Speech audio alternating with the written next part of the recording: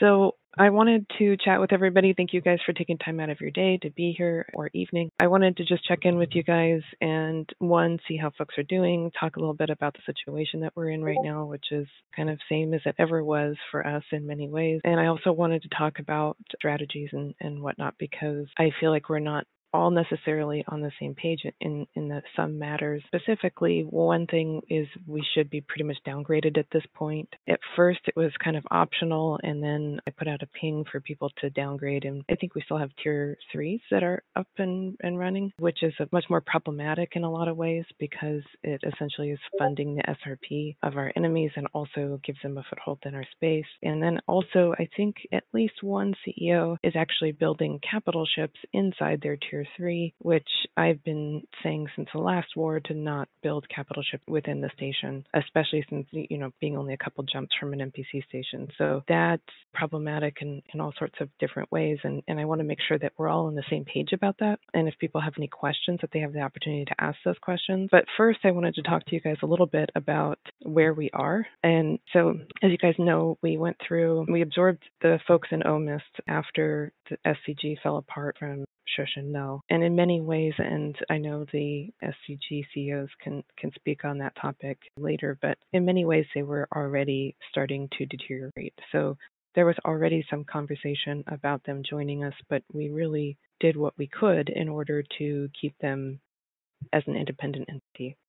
And at the point where No and Shush ganged up to start hitting them, it finally, they really didn't have their leadership, so their alliance or coalition leadership. And then I spent a couple of weeks of very late nights speaking with folks like Autumn to try and give them doctrines and other things to help support them in some battle strategies and whatnot that we had used. But in the end, that didn't pan out. So it did help in the end, because by the time they joined us, they had built quite a few of these doctrine ships. They just needed that additional organization, which they got. So back then, there was sort of good cop, bad cop going on with No. Tahini told me, well, we're going to just kill these citadels that we've already earned in his mind because they were in Hull, in Omist. And I said, well, okay, if you want them, come fight for them and we'll put up a good fight. And didn't really make a big stink about that. But then the other person who runs No is Run, and he had a completely different mentality. So for him, it was gens interfered with their business, even though there was no business associated with Omist, and that they were going to take as much as they wanted to take, and there's nothing that we could do to stop them. And if we tried to extend that war outside of Omist, then they would just destroy us. So I said, well, all right. And so we had the fight in Omist, and we gave them a bloody nose and 2 black eyes, right? It was Phoenix's first fleet against Jen, and they had a total wipeout, which was great. It was glorious. They fleeted up a couple more times, but never actually stepped outside the safety of their grid because they couldn't. So that was certainly a level of humiliation for them, I believe, and certainly started a very long streak of losses for them to a whole lot of people. Then on the other side, we had Shush beating up on the cows, who had been our long-term friends, and so we stepped in over there. Once the whole SCG thing had settled down on the east side, we then turned our attention to the west, and you guys know how that went in terms of 1-to-1 with Shush. Again, many weeks of humiliating losses for them when dealing with us. So neither one of those entities could take us on their own. And what I'm told from the inside of No is that, well, one, they had tried to find a way to sort of reunite to go after us anyway, but No really did an internal assessment that said, look, we can't take Jen on our own. There's just no way, but we can take Shush on our own. And I think part of that was born from the cows actually hiring No to kill Shush or attack Shush during the TSC war. No structures or anything like that, but just fleet fights. And No did a good job, but also got to sort of test the strengths of Shush versus the strengths of Jen. And so I think I think the overall goal for No right now is to destroy all large alliances and be the only remaining large alliance in the game, which has been kind of their MO this whole time anyway. So that's not a huge surprise. Same mentality with SHH, Michael, JD, Zen, they've all made mention of the same thing. They want to tear down every alliance that can quote-unquote stand against them in terms of power. So it's 2 massive ego trips that are Yeah, but interestingly opposed to each other. So what's kind of interesting again about this is that both of them thinks that they're going to be the top dog once Jen dies, and Jen dying is absolutely the goal, right? Because if they leave us alive, then they're right back to where they were before. So that puts us in an interesting issue with this war, which is really no different than any of the others. For me, though, when we started this war, I was pretty disheartened, honestly. That's one word for it. Just disappointed that we're doing the same shit over again. And I don't know if you guys are in the same boat as me, but I just felt like, okay, this is World War Gen round 4 or whatever, however many times it's happened. And again, in this one, it's not quite the same as a content coalition because both Shush and No, while they both are plotting to kill each other when we're dead, they both are working together to intimidate everybody else. So even people like the cows who won't fight against us for sure, are afraid to help us. Very few people are not afraid to help us. The only people would be TCOS and ZRQ. So for me, like I said, I found it to be kind of disappointing that we're here yet again, and that people are kind of buying into this crap yet again. And I did a lot of talking with a lot of you CEOs and a lot of line pilots, trying to get a feel for where we were as an alliance. And for me, and you guys may have different ideas, and that's why we're here today to talk about this stuff. But for me, I'm kind of sick of it. Like it's not fun to go through all of the hate campaigning, all of the crap. Like just there's so much crap, and every time it's just worse and worse and worse. Right? They put spies in our QQ channel for our UTC plus 8 guys, and spammed it with pornography until the channel got closed down, right? It's like it's not a like, hey, we're going to have, good fights and good fun. Like that's not what we're up against, I don't think. And it makes it exhausting in many ways to deal with. So my mind on this is that we just don't go through this again, meaning that we don't do any more of the fake bullshit nips. We don't do any more of the, letting people off the hook. Yes, we will absolutely take pretty heavy losses. In fact, we already are taking heavy losses, but even if we fight and do a certain amount of damage and then they say, okay, yeah, we're, uncle, I think we're just looking at the same stupid shit 2 months after that. And I don't like that. And I don't want to play that game. So I have some ideas on how we do what we need to do here and what I think we need to do here, but I want to hear from you guys in terms of what you're thinking, what you're feeling, what your pilots are feeling. We have a smaller group of pilots, obviously, but the general mood there is whenever we have a structured defense or whatever, everyone shows up whenever we have a meeting. Everyone shows up. No one is complaining, at least in our corporation. And most of them are actually, I think that Wise is rallying them so that they go to the north and, have fun with actually killing the enemies and seeing what's going on up there. Because I think that a lot of the time, the reason why people are feeling depressed is because, every day they look and they see maybe a Citadel kill, your Alliance lost structure or something. But I don't think that they're really going up to the north to see what is happening up there. HTP literally having to fleet up every single day for 20 hours a day to camp a gate to protect their pipe because we're harassing them all the time and things like that. So I think that it would be good to get more people to just, even if you don't want to commit too many shifts to go down there, to just go down there anyways and take a look and just see what's happening to those people, because it really is not sunshine and rainbows in their space. They are really frustrated, and that's the reason why they're kind of being salty towards us. Most of them are not good people, and most of the people that are in my corporation, I've already explained to them that I've already lived through, shit with SHH and No before in a previous lifetime, and it's the same bullshit, just painted a different color, unfortunately. As far as, not exterminating people, they're saying that GenFed exterminates people anyways, that's their big campaign speech to their mindless masses. And even though I've joined Genesis Federation after the fall of Pantheon, so I'm not quote unquote an original member, I happen to know for a fact that GenFed has never actually, destroyed any group. Pantheon, we, depending on how you look at it, yeah, we exterminated GHA. We exterminated the original Terran Federation, depending on who you talk to about it. But I spent my entire EVE career on that side being considered the bad guys because we were considered to be the bad guys. I'm just saying, we were considered bad guys. And so I embraced the fact that everyone thought that I was essentially, a bad guy. So sometimes being the bad guy really isn't the worst thing in the world. If they want to spread the propaganda, well, you think that we're devils, we're just going to torture shit and be done with it. Makes it so much easier to sleep at night when they already think that you're a bad person. Yeah, so I think you brought up you brought up several really good points, by the way, but one in particular I did want to address is how heavy the propaganda is right now, right? And I put a screenshot in the CEO channel. I have a lot like this, but for example, we blew up one of their citadels this weekend. We know for a fact TWP reported that citadel frequently to No and to the coalition, and no one showed up but TWP. So we were there. We have several methods to ninja some things, which Mackenzie would be proud of, and we ninja'd it. So, and our team worked together. Citadel blew up, but this is from their coalition server, right? So the TWP guys were pinging on their coalition.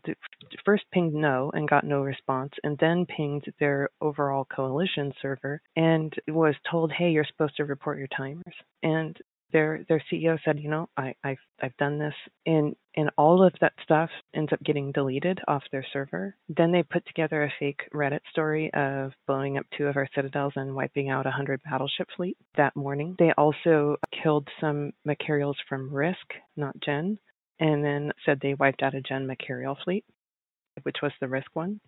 So all of that started flooding out that morning because it's really meant to be disinformation, mostly for their pilots, because ours are participating in a lot of these activities.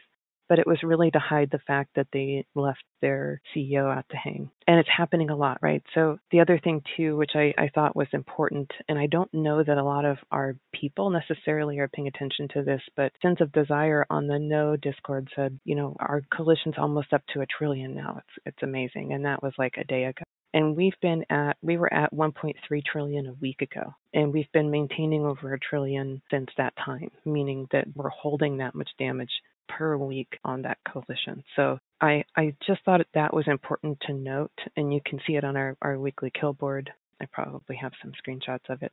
But just so you know that we're applying tremendous amounts of damage to them. It's one of the reasons they're targeting Tier 3 citadels right now in particular, is they really need the ISK in order to continue this kind of war. And so there's a lot of damage being applied. The other thing Sins said was, I think we killed 2 outposts today. We killed 2 of their outposts, and we had killed 10 on the same day of theirs.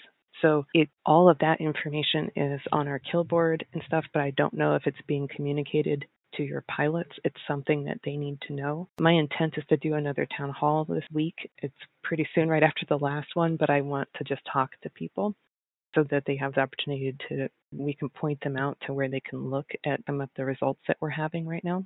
But the disinformation campaign is really high. So we are going forward, and there's a really critical point to what Mackenzie's saying in terms of your people, like even if they go up and see what's going on and how much damage is being applied, and that we have hundreds of timers on these guys and that they're being followed up on, like that's really helpful to know. We can't really wage a Reddit war when these guys control the Reddit, right? Which they do. They set themselves up for that a long time ago, and they do. So they control a lot of the information right now. Because they do, we need to be talking to our people and showing them where to see the hard facts of all of this so they can just look at it. So sorry, I just wanted to point that out. Right. So Mama, hey, it's Tiger here. So where do you see the strategy going? So the strategy seems to be, hey, we can't stop their cap fleet, so they're gonna maybe kill our stuff. We don't know how many of our things they'll kill, but hurt them enough in their homelands that it relieves pressure, or at least gets us to like a stalemate, or makes these people rethink their decision. Is that where you see things going, or like where do you see the end game is? I mean, is the end game they're going to destroy all our stuff? And then I guess if that is the end game, what's your plan for what the future Gen Fed looks like? Is it rebuilding in the exact same spot? Is it I don't want to overlook the war, but like where do you see things going, and what's the plan for fixing Gen Fed? Sure. And this is one of the things that I called these meetings to discuss, because I have ideas on what to do. But I also, despite all the tyrant jokes and whatnot, I also want to do and certainly consider what the collective we wants to do. So there's that. So with that in mind, or at least that grain of salt in mind, please, my sense is it goes one of a couple ways. First, you're partially right on the strategy. Yes, we do damage in their space. We need to, right? And it needs to be long-term damage, and it needs to be widespread damage, including like the first thing we did, as you know, is we went and wiped out HTTP spaces, and we've been keeping them at 0 every day, right? They're number 1 on the industry list, top industry for no. We've gone over there and undercut their industry, and we're going to continue to do that. So those things like that, like we need to be strategic in our terms of damage, and we need to hurt them in terms of ISK generation. But more so, one of the things that we really, really need to do is we need to utilize the damage capacity in our space. So what my vision is for it is that fights in our space are about destroying their ships, as many of them as we can, as cheaply as we can. Okay, that hits right at the SRP. The Citadels, hopefully, are tier 1. And if they blow up, they blow up, right? If we're trading 16 billion in ISK on a Citadel, but they brought 2 trillion in ship on their biggest day, and we killed 500 billion of them. So if we kill 500 billion in ships for the cost of a Citadel, that's okay. That's a good trade. And not only is that a good trade in the long term, like you saw Tahini yelling at his people, right? I mean, that it's expensive. They do not have endless amounts of ISK. So that's strategy number 1 is not offensive, but a defensive strategy, not to save the Citadels, because we're not going to be able to versus that size. You know, we can't fight the whole server all at once in that way, or expect to, save the Citadels and all that. But the strategy really is to use our Citadels as an opportunity to inflict a lot of damage. Essentially use the Citadel defenses as baits to draw them in to hit the fleet. Yes, exactly. That's exactly it. And then the next thing that we do is offense. So we need to do pretty heavy offense. Every time we do offense, like last night, no form to defend their whole timer with only 50 guys, right? We should have 100 guys there. And if we had 100 guys there, they'd be down another Citadel. So again, we need to get our people, in my mind, again, detached to our Citadels, which is a strength of Gen. It's always been a strength of Gen. And move and use the Citadel strategically, as we should. Make sure that we're totally downgraded so the damage to us is minimal, and also so that they can't put footholds in our space, right? If they do take Citadels, such as the Orc Citadels, they may win on Wednesday if they bring 700 people and tell everybody to take off of work and alarm clock and all that shit.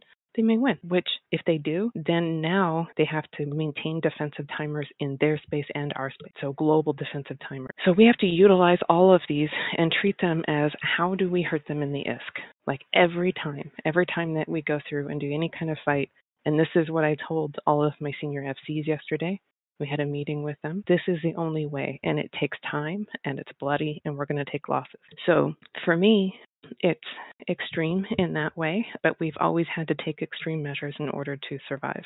I just don't know of a time where we haven't. Hey, Mama, it's Nurse. I'm catching you guys in and out between conference calls, but I need to give ask the unpopular question here, so people can hate me if they want to. But realistically, we say they don't have an infinite amount of ISK. We don't either, right? And while people like you and I are probably an exception and willing to pay to play this game, the average line pilot with 1, maybe 2 characters probably isn't paying to buy Plex and buy ISK. Mm-hmm. And so they will run out of LP. Mind you, it takes a long time to run out of LP when you're losing interceptors. But, I have pilots that want to be miners. And normally when we're not at war, and you know me, we're right next to BZ, so we're always have idiots coming in and out. We're used to that. But normally we are pulling 100 million ISK an hour, 15 hours a day. Right now I might be pulling 100 million ISK, 100 million trit. Right now we might be pulling 100 million trit a day, which means our ability to build chips is not infinite either. And my ratters that rat to pay for the minerals that I buy back from my miners aren't ratting. And so it's great that we're inflicting damage on them, but I can click a button and get LP and get a ship back. I can't click a button and use LP to get a Citadel back. Building a Citadel takes time. Building a Citadel takes energy. Building a Citadel is not something I can do when my, couple of billion trit gets bounced to Jita. Sure. So let me take that in pieces then. Okay. Do you have time off your conference call? Okay. Yeah, I got about 10 minutes. Okay. So first, the first thing I would tell you is there's no such thing as safety in nullsec. And if you've told your miners that they will always be able to mine, and there will never be a time where there's not a major war, then you've lied to them. So, no. Wait, let me answer. So if you haven't said that, if you've said, look, there's going to be a time where we're at major warfare because that's how it goes, especially given the current climate, then at least they should be prepared, right, for that to some degree. Secondly, for your ratters and earning ISK, there's lots of ways to earn ISK. There's still lots of ways to rat, even in our space. That doesn't necessarily mean you have to rat at a tier 3 citadel in a tier 10 system. Okay, now it may be slower amounts of money than what you're used to, but you can still earn money, and there's lots of ways to do that, and that's one of the points that I would like to discuss later as well. The other thing is the issue of being able to replace a tier 1 citadel. If you cannot replace a tier 1 citadel in peacetime in about 2 days, then I have real concerns for your ability to earn ISK and to mine, because I have less than 5 guys who are on a citadel build team, and they can build a citadel in exactly 3 days' time in peace. 1 citadel, tier 1. So it's fully possible to do. It's easy to do. They're easy to replace. I don't say that lightly. I don't say that having not done it. I say that having done it. Also, one of the things that we're talking about in the current war is being able to use trash ships that cost you 5 IP, 7 IP. They don't cost you a lot of money. They don't cost a lot of ISK in order to replace. And you don't even have to build them because they're already built. So the things that do cost a lot of money and a lot of ISK and a lot of IP to replace are things that are replaced by the Alliance for your pilots. So it blows up during an Alliance operation, and your pilots submit that to SRP, and they get their SRP points back. So they get the ISK back. They don't have to go out and generate anything. They don't have to go out and earn anything. So, and again, I'm trying to go through it point by point because there was a lot there. But the reality is there's plenty of ways to make money in this game. And there's plenty of ways to make money doing ratting and doing other things that don't include you sitting in your one system, having a tier 3 citadel and hoping to God that no one comes to attack it. As there's never a point where that's going to happen. On the other side, it's not happening, right? They're losing their citadels too. Their bases are at 0 as well. There's no place where you can go to in nullsec and go, well, I'm just going to mine and rat, and I want to be able to do that at maximum capacity all the time uninterrupted. It's never going to happen. And in the way that the current game mechanic is, you don't need Sov at all. We could literally live in Jita, and we could make easily as much money as we're making now. And that's just the current game mechanic. It's not my ideal. I like having a home in nullsec. I like being away from the main population. But if the question is, how can we survive? Well, the way that this game is designed, you can survive full piracy mode and do well and flourish. And Mom, I think that's the crux of it. Look, I like to do the mine. I like to do the piracy stuff too. You know that. I don't think I have to prove my credentials there. But most of our corporations are not set up to live a piracy lifestyle. I mean, RTI isn't. We've got a good base of people who PvP and do those type of activities, but if we were going to say, hey, look, GenFed from now on is living in an NPC station and Sov doesn't matter and don't really need a place to necessarily mine at the same level of efficiency or rat, and all those different things. Like, that's not a system that really works for RTI. Right. And I would guess many of the corporations on this call. So that's what I was trying to get to the crux of the matter. What does the future look like, or what are your plans for the future? Because if you go that different route and that different model, I think many of the people listening, just are not set, would also take some changes from their corporation side. That's just my point. No, I agree with that. And so that's what this call is about, is to figure out. That's not what I'm saying we're doing. Otherwise, we would have already said we're doing that. What I'm saying is we could if we wanted to. And that is to answer only the ISK question. How do you get minerals? How do you get ISK? Easy in this game, really easy. You can do it completely without Sov. Hell, you can go and take your ratters and put them over in no space and rat their shit. That's what we're doing. There's lots of phenoms because they're not there. They have to fully commit to our space, guys. I don't think you realize that, but they're empty in their space. So that's a good point. So send your miners over to go mine in their stuff. Hell, Orc's got a citadel in their space right now, so go put it in their citadel. There's you all also kinds. have to factor in the fact that summer's coming. So for them to hold such a large space is going to get increasingly difficult. And to get lots of people attending CTAs where you've got 400 people, that's just going to be increasingly difficult. Having people having fun PvPing in gangs and, 40 folks roaming around, sure, that we're going to have a lot more success. and anybody's going to have a lot more success with that because of just the seasons. That's right. And everyone desperate to get out as COVID, restrictions relax. You're right. And what we're seeing too is a huge drop off in their numbers in terms of what they're able to put forward, but it isn't increasing their defensive numbers. They're just burning out their people. To answer Tiger's question really quick, where do I see us going? My ideal would be that we fight it out, and because I think that's the only option we have unless we want to break up, and we hold our saw and hold our space as much as we possibly can, as we always do. We are going to take heavy losses, no doubt about it. There's no sugarcoating that. And at the end of the day, we have a war of attrition. And at the end of the day, I don't want to give up our homes, meaning I don't want to go to Jita and live in Jita so I don't want you to mistake the ISK earning comment with or confuse it with what we're doing.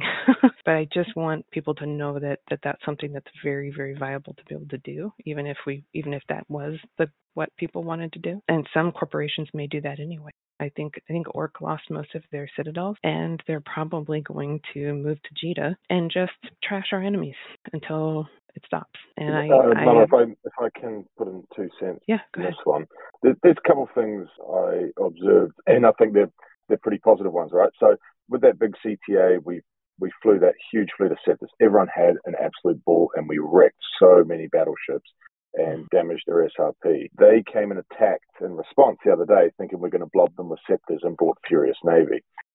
When they do that, we can fleet into brawlers and absolutely rip their Furious Navy to bits when they come to a gate. So that sort of cancels out. As they adjust, we can readjust and keep doing damage. 2 things I noticed, Blap that's in there and Red Machine, they're losing heart within this war and they're not that keen on it. So their enthusiasm will drop, and we're noticing it now, and that's a good thing. And as they take over these citadels, same thing, right? It's already been said.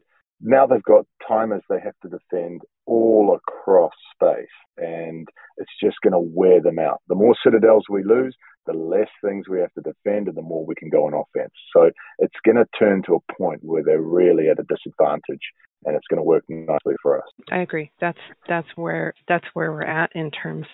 That's where we're at, right? They need a fast war.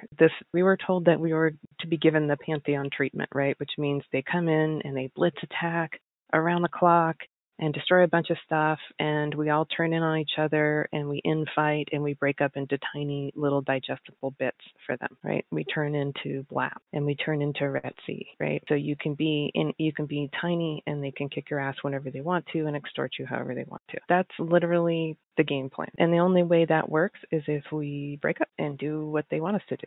And I just don't see that as our MO. I think we're a different creature than Pantheon was by far. And I loved Pantheon, so please don't misunderstand what I'm saying here. But I think that we are a different breed in the way that we are organized and the way that our alliance mentality has grown throughout the last couple of years. So when we are saying we want to damage them, and we also conclude that they are like 100% committed to our space, and I mean, like, I think everyone sees the standing gate camp in Tipa and like how much gate camps and how bad it is to travel in our space right now. Currently we relay all the timer getting and like attacks to small groups and the northern nudes and like, yeah, all the stuff we had like in the SSH war too. But isn't there a chance or an idea to also go like full offense CTAs to their side, to also pull like some of their 100s out of our space to their space to actually defend it? Yeah. Our guys are doing that. Like, literally on a daily basis. It's always like some smaller groups of like 20 people getting timers, but also like get us like a 200-man fleet and just like go shield to shield and then next day armor to armor. And because they drop 700 people on us. But this isn't what we want. I mean, if we start doing that, then basically they can pull our strategy onto us, and we will start losing IST, and we will start losing people. So, and I'm going to run back to another meeting, but last thought from Nurse on this.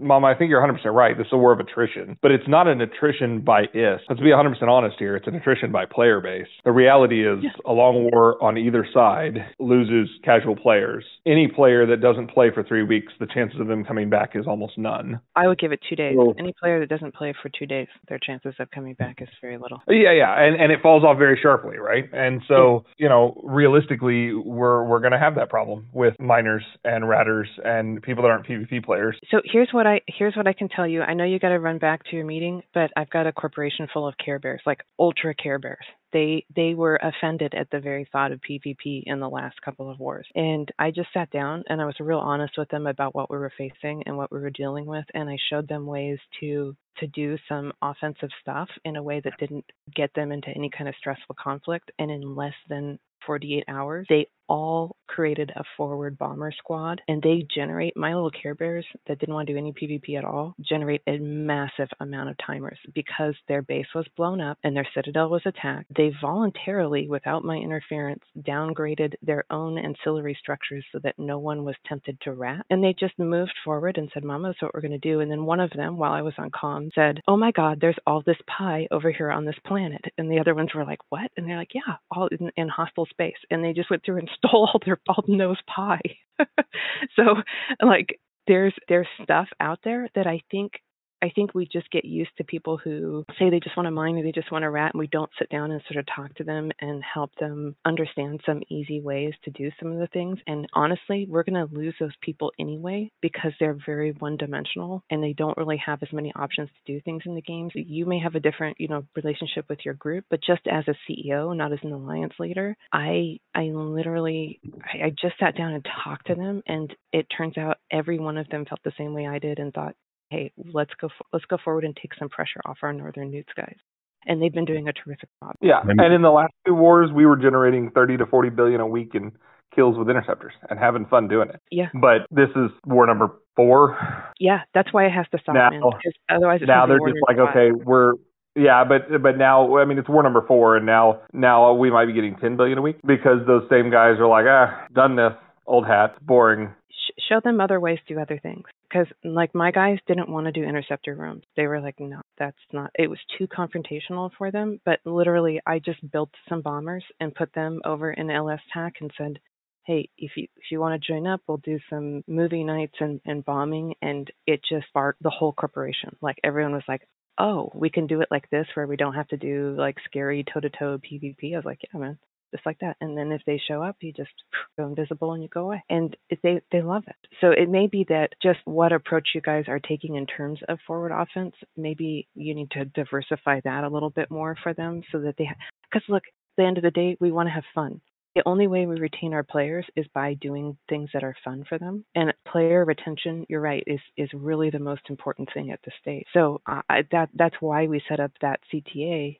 We knew that we were going to get blobbed, but we set up all those different ships for everybody so that people had the opportunity to still fly and not sit in station and not be able to undock, which is what would have happened had we not told everybody to have 4 interceptors and two destroyers on hand. So, and again, like what Macman said, I think it was Macman who said, look, my pilot had more fun at that CTA than any other CTA they've been to. Those are people that will come back the next time, even if we lose the overall objective. And that, you're right, you absolutely. And one of the things I would like to have done, and for Nurse, we can catch up after your meeting, but one of the things I would like to have done and have all our CEOs talking about right now is how we retain fun, enjoyment, and how we give pilots who even just want to do casual play ways to earn ISK and make money and mine. If I may, Mama, if I may add some 2 cents to that, sitting here. First of all, I wasn't really surprised when we started the new war. I mean, if you look at the game itself, there is a whole lot of drama going on. Basically, if you skip all the drama, then I think it boils down to people just want to have fun, want to have content, and sitting in a ranning ship all day is kind of boring to quite a few guys. I think we are talking about, this is the 4th war. Personally, I think we will have about 1,000 wars,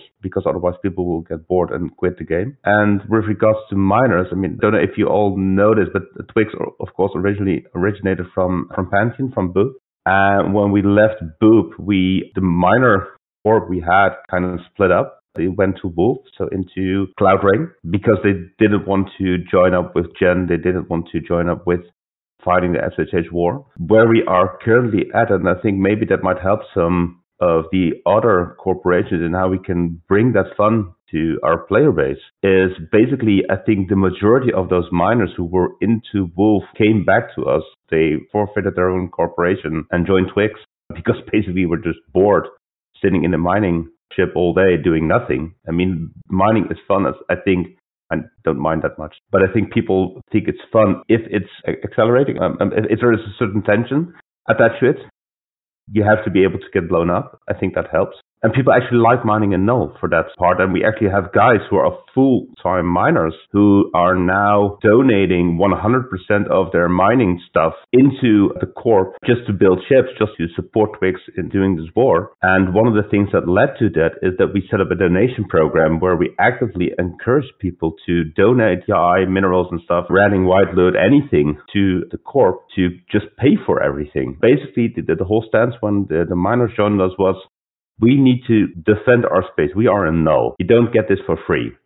And we're fine with people being miners, but you contribute to the corp as a whole. And of course to Gen as a whole. And if you do that by donating, that's fine. And you actually get benefits from that. If you donate stuff, you get better ore buyback prices and stuff like that.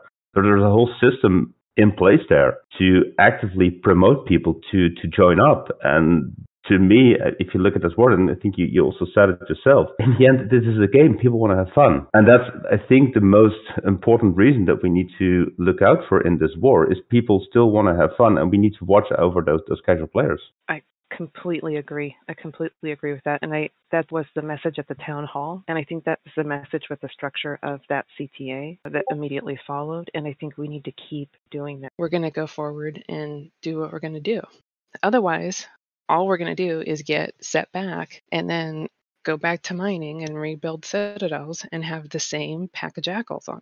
I'm just bored of that same war. I know that we have a younger audience in terms of people that aren't necessarily associated with EVE culture, and this is still EVE culture, even though it's a game. And I think that a lot of us, because Sun Banana and a lot of the guys who led Pantheon, they came from EO. And EO has a much different outlook on how things are handled. There was a war a few months ago in EO where Fraternity, Pandemic Horde, and I think the Initiative and a few others, they teamed up on Goonswarm Federation. To give you an idea, it's Fraternity owns the North and Pandemic Horde owns the East. And Goonswarm is exactly where Pantheon was during that era. Well, these people, they decided that they were going to gang up with Goonswarm Federation or on Goonswarm Federation because they all hated goons. The thing about it is Pandemic Horde and Fraternity hate each other, right? So it was a lot like No and Silent. They went after Goonswarm Federation and goons lost literally 100% of their staff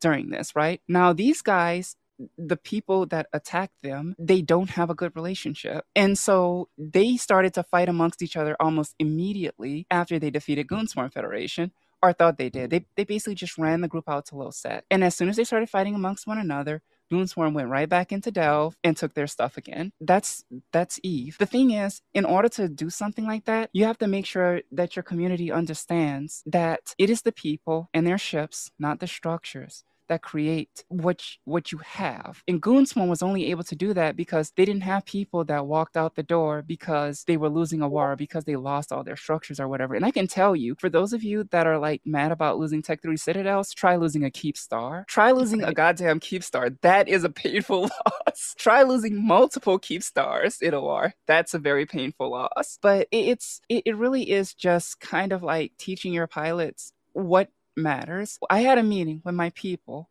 before we had the first town hall, and I told them, guys, there is something I want you to do for me. Take care of your health and take care of your ships. Because those of you guys that are industry pilots, specifically, I have some indie guys, and everyone in my corporation, we give free industry ships out. We give our people free coveters because they build a corporation. They give 100% of their proceeds to the corp so we can give free ships to our pilots. I told them to take their ships and to take care of their ships. Don't fly them without IP. If you need help, let us know, because they would be the people that would rebuild from the ashes. And we didn't lose any indie people, even though we're a small group, but it's because they feel valued in our corporation. They understand that when all this is over, when they're done fighting, it's going to be those people that are going to help us to rebuild everything that gets burned down, which basically means content for them.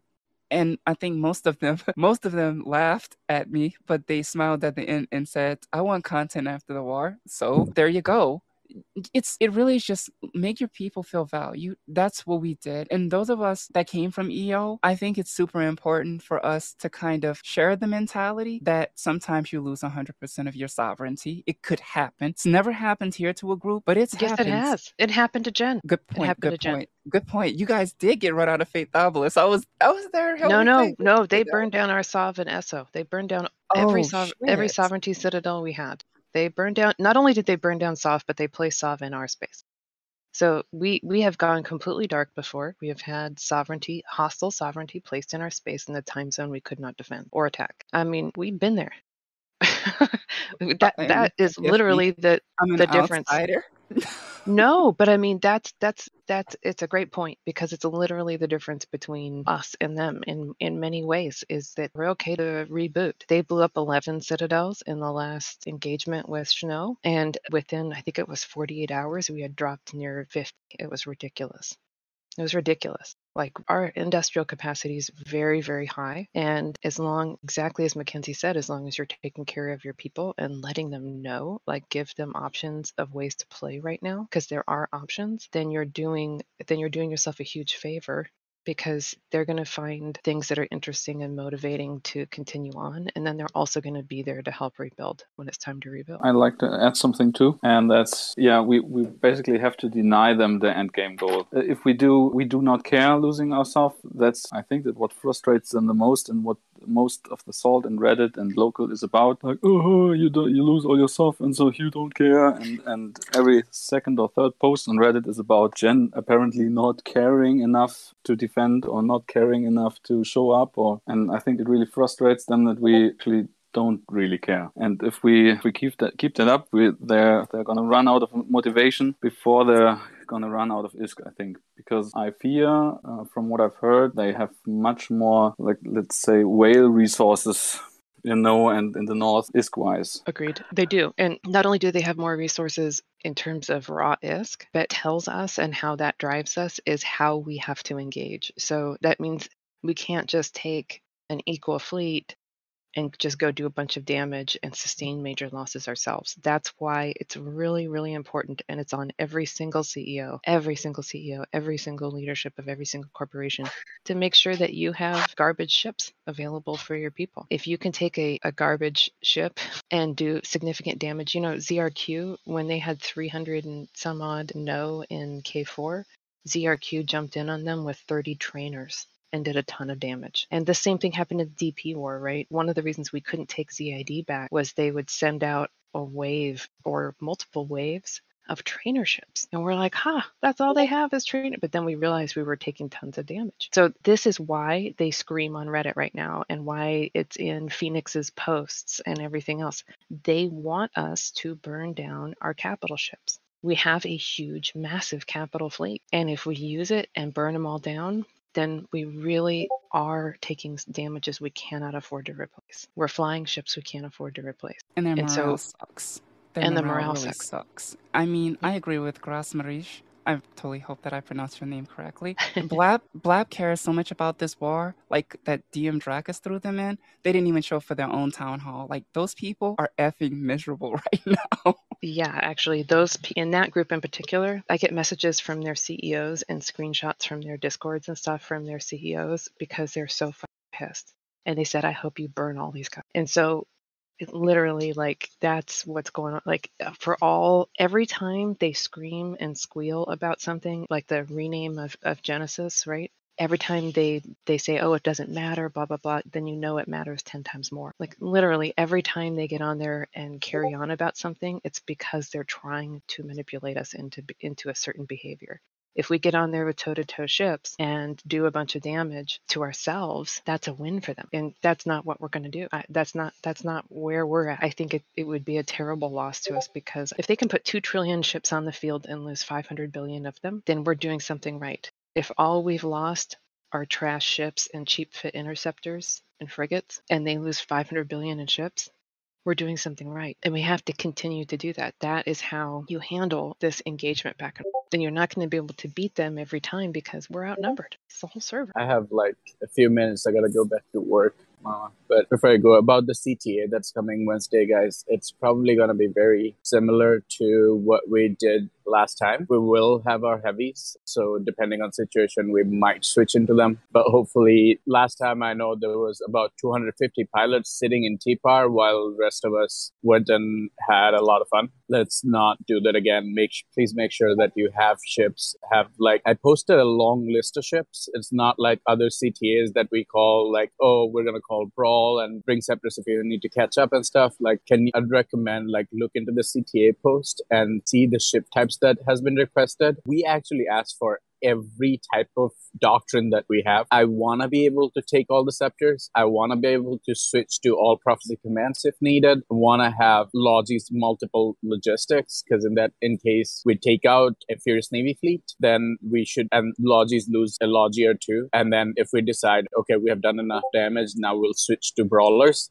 The Logis might run out of Logi ships by the time we engage in Furious Navy. So it'll be really important, you go through the list of ships that has been requested. We also ask for trainer ships and T6 cruisers or whatever there is. And we'll fight depending on situation. Like last time when we started, they brought 800 subcaps with close to 90 plus capitals. We just don't have the numbers, guys, nor do we have many friends. So you know me, I really don't care about soft. People had a ton of fun. We dealt about like 500 billion worth of damage, and we just need to continue that. But I need ships that can do these damage. We can't run out of scepters. We can't have 200 pilots sitting in TPAR because they don't have scepters. Please take care of those things and get them ready in TPAR before CTA. And we can't also be like, oh, I'm coming 30 jumps, so I'm coming 40 jumps. Please relate to your corporations to be there the night before so that when you wake up, you just get into those ships. Because one of the things that happened last time was we were planning and they formed up even half an hour before us. So that's like 3.5 hours before the timers.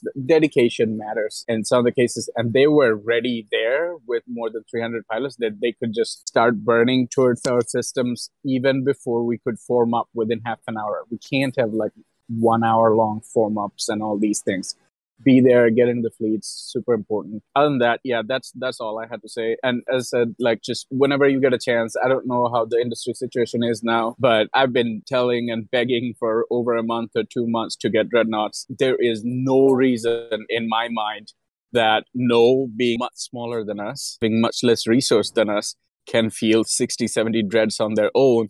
And I've been saying that every of our regions should have about 50 dreads, and this is not happening. I don't know why. We have three times the carriers. Mel, how are we gonna mine for them right now? No, I understand. Or make the ISK for them right now. I think Mel's point was we can't do that. I think Mel's point was that he's been calling for months for it, and we had 2 months of total peace, and people built a bunch of carriers, which they then yeeted into the enemy.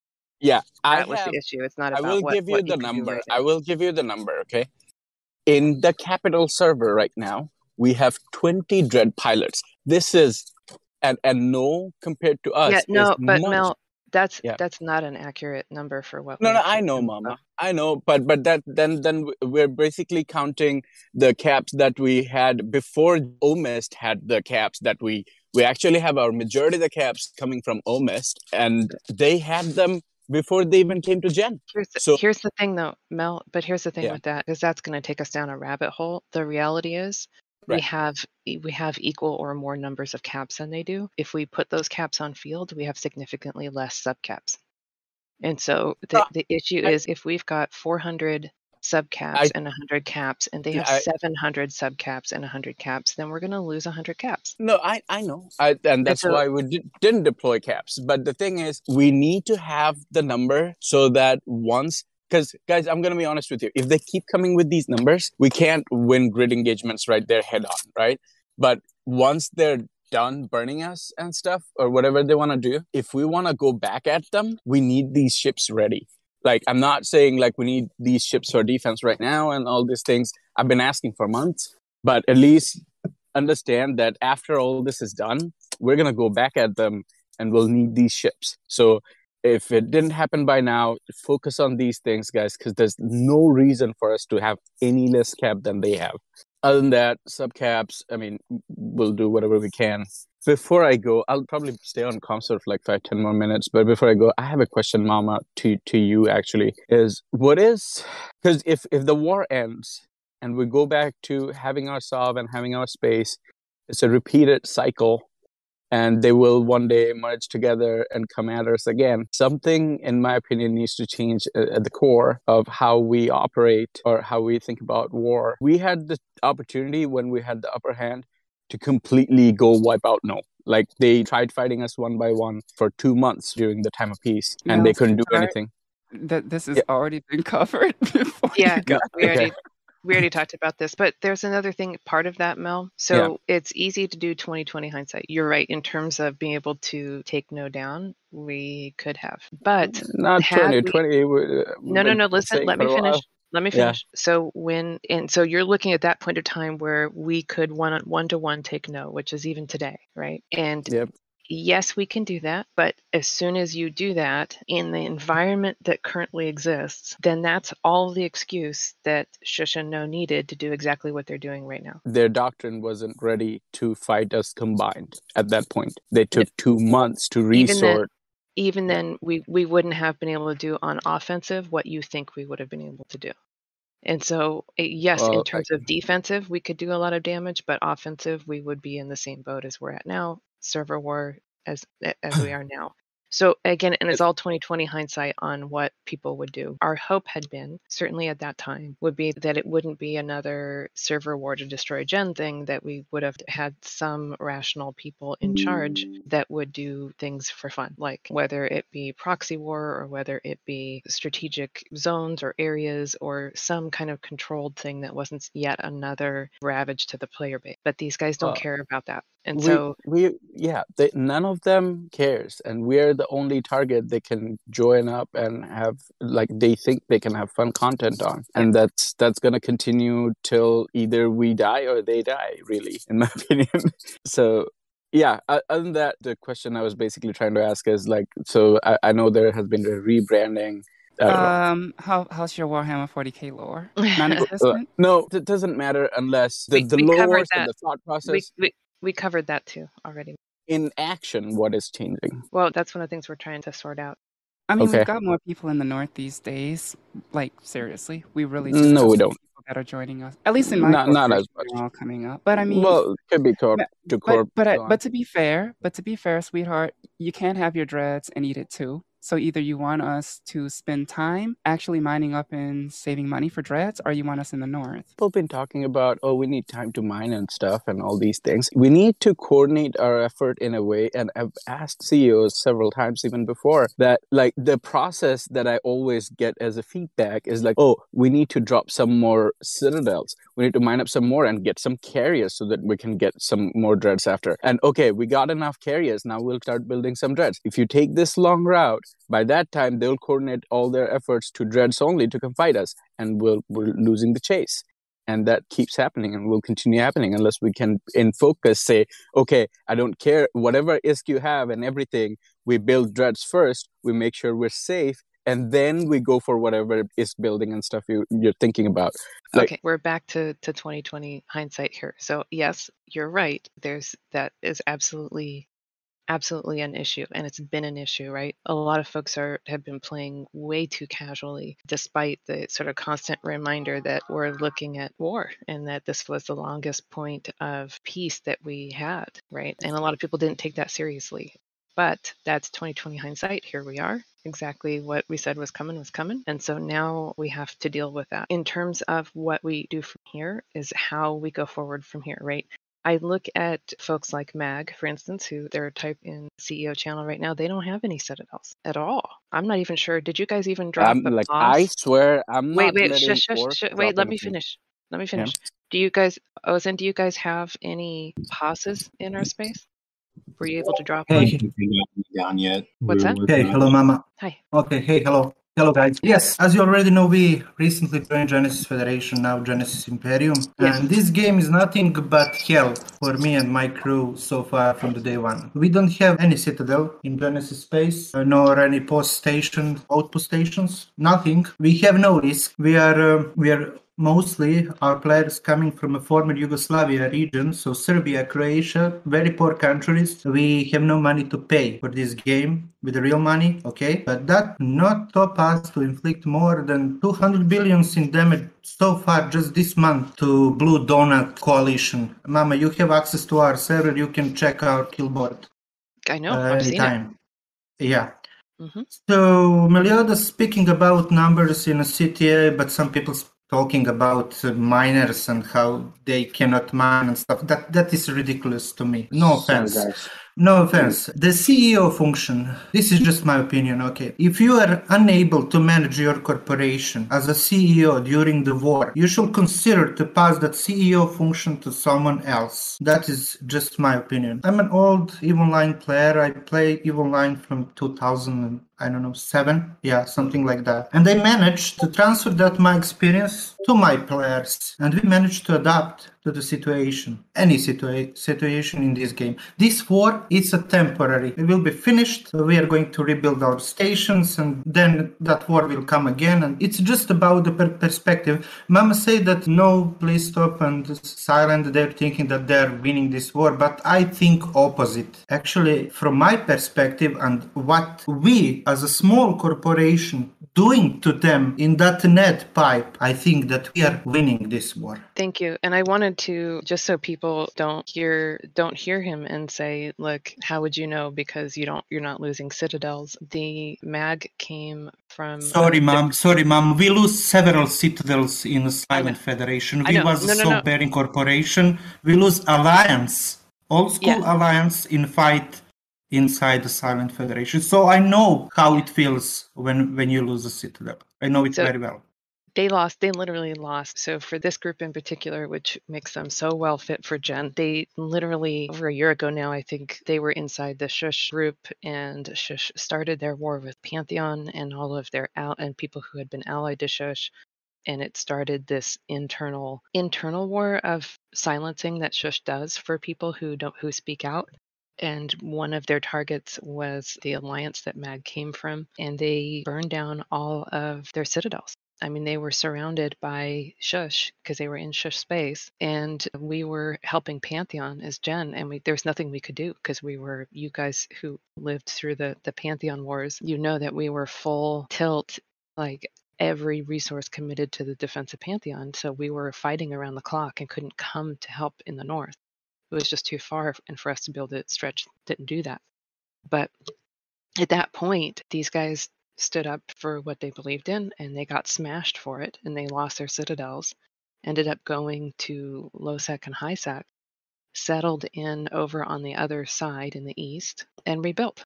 And so when he tells you about why he thinks things are a ridiculous complaint, for example, it doesn't come from somebody who hasn't gone through it. Like he knows what it's like to lose everything and still come out on the other side of it. So, and what these guys do, and I am in their Discord, is they literally have been attacking No and Shush since the day they joined us. That's like Rage calls this Blitz Fleet. And they come to blitz down, and then they run into Mag, and they wipe out. I mean, it's one of the reasons why we're not actually getting as heavy attacks as you might expect, given how many numbers there are. So people are out there doing that stuff, and they are fighting that fight. And it's also fully possible to sustain that kind of fight without having, a tier 3 citadel and tier 10 soft. And I think there was a lot of comments about, how you cannot let sort of the min-maxing control. Doing that is how you get over attached to things where you can't change. The only way to go for the longest period of time without getting your min-maxers upset is to just hop from alliance to alliance to alliance and hope to God no one just stomps you out. Pretty much DBL. That's their story. Yeah. Those are some of the most selfish player base in the entire game. And I say that as they're my friends and they're still selfish pricks. Well, in the end, it is a game, so people are going to be selfish. That's just what it is. I mean, yes, everything. Yes and no. Like a lot of people, even in this channel, not selfish. Like we're here playing, we're all. But part of being selfish is understanding that our fun also requires the collective, right? The whole group. If all we did was play selfish, then I could just take my corp and go, okay, well, I'm just gonna go join. No, let's go join. No one lives in their space anyway. I'll just go live in their space. Like that's not what DPL did. And I know. It's not really working out too well for them because now we are after them and we're setting timers in their space constantly. Really, they fleeted up, I think, 30 people to defend their passes like 2 days ago because we set fire to their shit. Oh, we burned down all of their bases too. Like we've been keeping it all. They're very mad right now.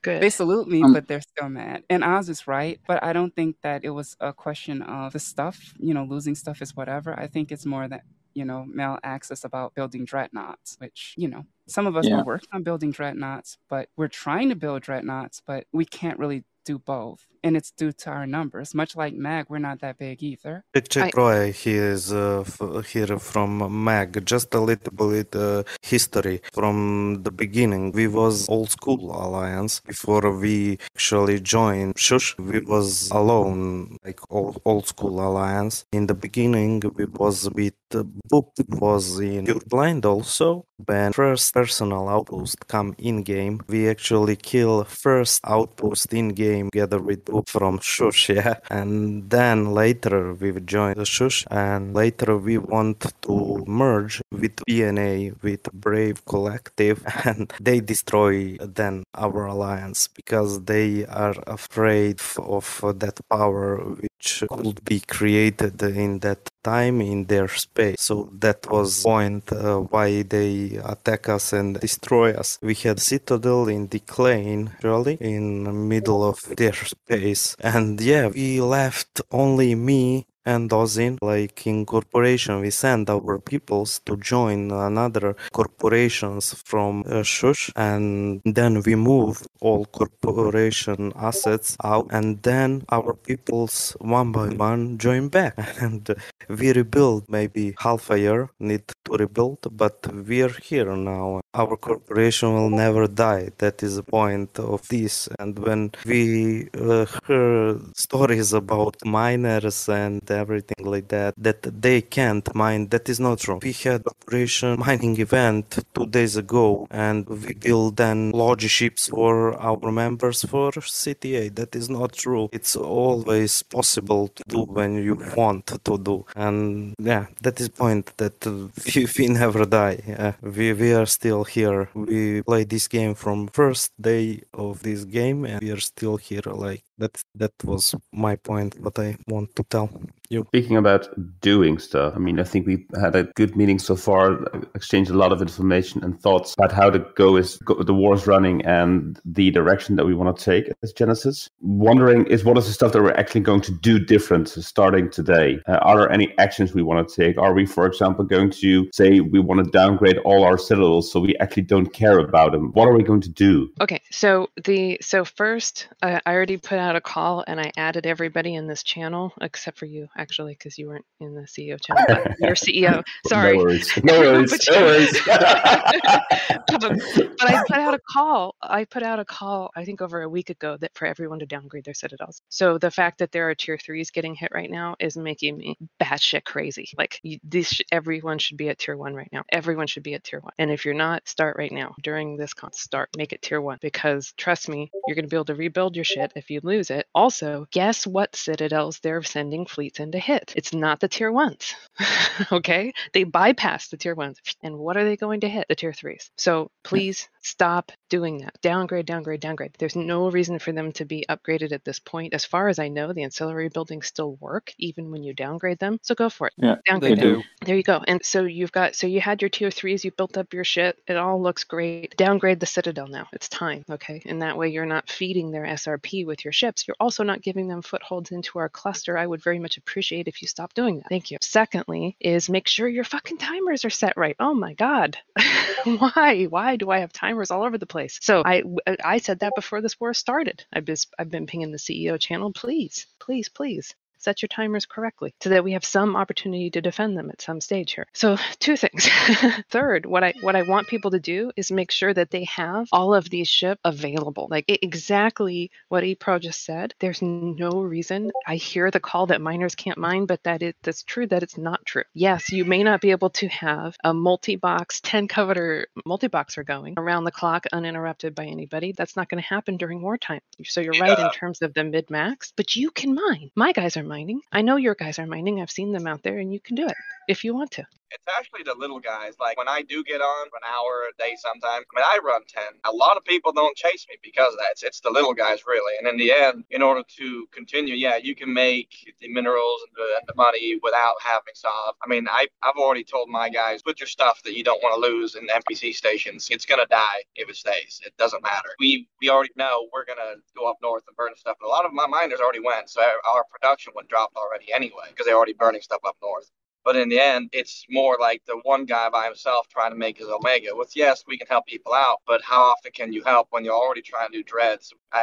With our numbers, is going dreads en masse really the answer if we're going 300 to 800? So I think we should push away from that. It's not, it's not the answer. So dreads was the answer 2 months ago, but we're past that now. Yes, for everyone who can continue to build capital ships, we want you building dreads. For people who can't, if you're the little guy, I want your little guys taken care of. I don't care if you have to go put them on a high-sec island, and if you don't know how to do that, I'll tell you how, right? And then he can crunch down all of his ships and get all the minerals that he needs. And he can earn as much ISK as he can with an upgraded top system, right? So in terms of people, and this is also very important for people to know exists, not that I want people doing this en masse in any way, but you all have pilots who can't afford this game any other way. And if that's the case, then I want them first and foremost to be able to continue to play the game. So teach them how to do it. I don't care. I'm not going to stub my nose at you and say we're better than that and blah, blah, blah. It's bullshit. Teach them how to make some ISK so that they can absolutely get some stuff done and absolutely get their omega. And if you don't know how to do that, send me a DM and I'll tell you how to do it. It's super easy, it's painless, and it's PvP free. Also, want to add one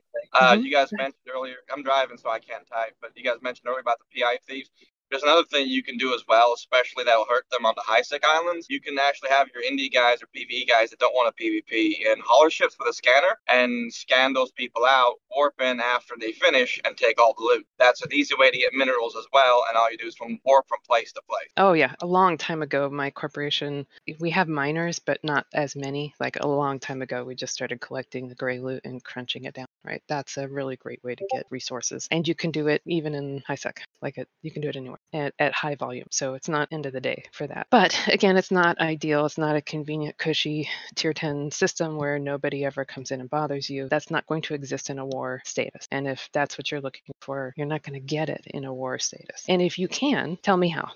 Tell me how so I can implement it for the whole line. I'm completely open to ideas. Again, people place a lot of importance on sovereignty that doesn't really exist. It's a great marker in this game, and we've held more sov than anyone else in this game. We've held 5 regions, which no one has done, not even in EO, and that's pretty amazing. So we're good at it. We know we can do it. We know we're fully capable of doing that, and the only thing that can possibly stop us or slow us down is a full server Blue Donut against us, which is what we have. So now we have to deal with that problem. So what I want you to do, if you've got your little guy, what I want you to do for changes right now is I want to make sure that you have the ships staged for your little guy. Make sure he has a way to participate in the action, and make sure that he has a way to participate in terms of earning ISK for himself. Every CEO, if you take nothing else away from this today, please downgrade your citadels if you haven't done it already, and please take care of your little guys in terms of making sure that they have all the opportunities for actual fun in this game, regardless of what our solve looks like, regardless of everything else. Make sure that they have those opportunities available to them. What I would hope for is in our staging systems that you have interceptors available, cheap, easy to do, doesn't take much mining at all. And in fact, you can use the ratting route, but make sure you've got interceptors staged.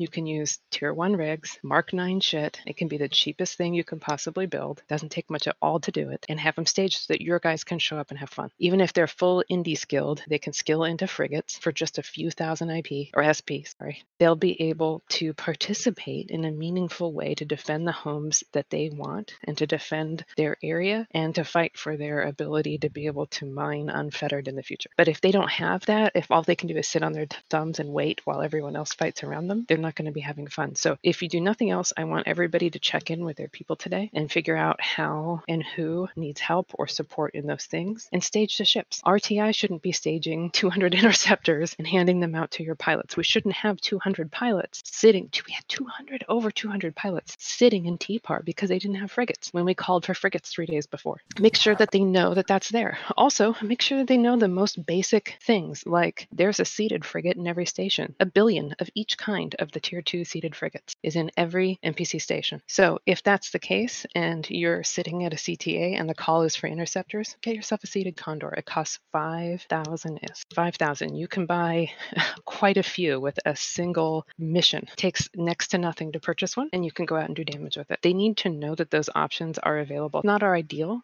We want them to have the actual ships that we're calling for, but I don't want anyone to have to sit and not have fun. And we're doing a lot of that right now. Yeah, to having fun, I would like to add something. And we have to transport the message we talk about right now, that we don't care for SOF, and especially we don't care for the important SOF of Gen. So no small corporation feels left out, because we, like say, we form up big for the orc citadels, but don't form up for a small citadel, because that gives the impression that we care more for some corps than others. But if we call a CTA with the goal of like having fun and killing all their ships and let the citadels burn, then it's gonna be a whole different story, and people are all gonna have fun, and no one's gonna think, oh, Ozia is saving his stuff and our stuff is it's not worth it. And so we don't give them the ground or the enemy the ground to split us up. And here's the other thing. Important. There's another thing on that note. Thank you for reminding me. In terms of what we're doing moving forward, is we're going to call a fleet for all our defenses. Not every fleet is going to be a CTA. We're going to call CTAs where we think, and make sure your people know this, where we think there is a strategic importance for that CTA. So we think we're really going to be able to take out a lot of ships if we call. But we're going to call a fleet for every single defense, and it's going to go up on the upcoming fleets areas. The reason why is because at first we were trying to just do it strategically, and then our next method to try and do, because we know that they're in our Discord, they're probably listening to this conversation right now, right? So we know that they have eyes in places, and so what they were doing was only calling a fleet when we would call a fleet. So we tried doing some flash form stuff over this last week, and I think it's somewhat successful, but also unsuccessful. And I think it leaves our pilots more frustrated because they don't have time to attend. But I think it's a wasted opportunity to force them to form up. So we're going to call fleets, and my goal is to force them to bring 100 people down here every single time they come down here. Every single time, around the clock, every day. So every time you have a defense, we're going to call a fleet. And what that means is I want you guys to make sure, double, extra, super, make sure that your pilots have a lot of these cheap ships available to them. We want them to have the nice CTA ships, but that's going to change soon with the doctrine. So what I want you to focus on today, right now, is to get them the cheap shit that they can just yeet and have fun, and it costs them just a few IP points. I don't care if it's trainers. Put trainers out there. It costs less than 10 IP to replace one of those bad boys, and it does significant damage. Like, I don't care. I want ships that they can fly. I want ships that they can have fun. We're going to call fleets for everything. We're going to let JFCs run those fleets so that they can go out and yeet in some spectacular fashion, and then everyone knows when they're supposed to be there and what they're supposed to do. And the same is true for my citadels. I don't care. Let them come burn. We're fine. It's okay. So again, just make sure your people know that we're going to do that, but we need to make sure that they are also expending the right amount of energy on this. We need to make sure that they are fleeting up and having to come down here and having to call their whole fucking coalition for every single thing that they do. Can I ask a potentially stupid question? No stupid questions. Go for it. Perfect. Okay, so we've never lost a citadel that had auxiliary structures on it. So we were wondering, like, if you don't take the auxiliary structures off, what happens to them? Because we pretty much just unanchored all our aux structures so we wouldn't add to their SRP funds. So if you lose your citadel, the aux structures, the ancillary structures will stay there. But a fleet can come in and knock them down, like through shield, through armor, through hull. The higher the level up they are, the longer they take. They get nothing from it. So if you have a tier 1 citadel and tier 3 ancillaries and they blow up the citadel, the only way that they can profit from that is by dropping another citadel in there. And it takes hours. One night during the Shush War, the last Shush War, we sat there for hours shooting a bounty center and we got nothing from it. And we were really, really upset. Thanks, Finch. No kill, no land. So we don't Also, upgrading I heard auxiliaries. that if Okay, they that's don't fine. kill it, if they don't kill the auxiliary structures, even if the pirate area is still there but no sob, the rally points will still spawn. From what I hear. Yes. Really? I think TR7 Yes, or AZ, I saw one of that them had myself. a rally pop. That's hilarious. So, Yeah, so I again like just downgrade, guys, downgrade if you haven't done it already. Let's take them. Guys. Can I tell something? Now I'm gonna try one thing. I don't finish with my auxiliaries on T3, so I will try to start the upgrade to T3 and push all the energy limit, and then downgrade. And I want to look if this is gonna work. If the system will give me the chance to upgrade them and have T3 auxiliaries later with T2 and T1 Citadel. As long as the auxiliaries don't upgrade your tier 3. Don't upgrade to tier 3 right now. Like literally, you should be downgrading. Anything that you have. T3 Citadel. Okay. So if you downgrade right now if you don't downgrade your ancillary structures, but you do downgrade your tier 3 structures or your tier 3 Citadel, your ancillary structures will still work. Even at tier 3. I know. My point is another one. I have two structures, auxiliary structures that should go to T3, but I didn't get it yet. I have some leftover parts that I should insert in it. So if I downgrade it now, but the process of upgrading of auxiliaries will still be there. Will it upgrade? And I wanted to make an experiment and tell you how to, because some of guys, I know that a lot of people here upgraded the Cita to 3rd grade, but don't upgrade their auxiliaries because that's costly, as you all know. So maybe we could start the process and insert parts later. Maybe that's a cheese. Actually, yeah, now that I think about that, that might be possible as long as you put at least one part in to lock it as an open upgrade.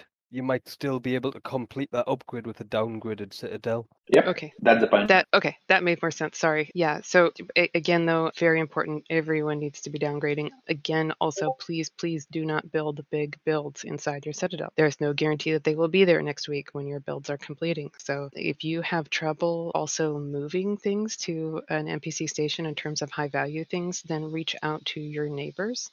I know a lot of us have Chirons and other things like that we can help you move, and there's no cost on contracts or anything like that now. So there's a lot of people willing to help. I think we helped evacuate some stuff from Odin the other day, and we continue to do that. So I know everyone's been working together really well, but please keep that in mind that is available so that you're not taking heavy losses, unless, of course, you want to send the materials to high sec or low sec because you want to build ships up there and fight, which is totally okay as well. It's another option, but do take anything that is like capital ships and whatnot and move them safely away from any citadels in case of loss. I don't want to see a citadel blow up with capital ships building in it because it makes that citadel so much more expensive of a loss for us. And it's really disheartening for your people to have to go through that. So make sure that you absolutely are following what we've been saying all along in that terms. If you haven't been doing it, start doing it. And Isabel was exactly right. It's anytime we're able to zerg them inside of our space, even if they're able to get whatever objective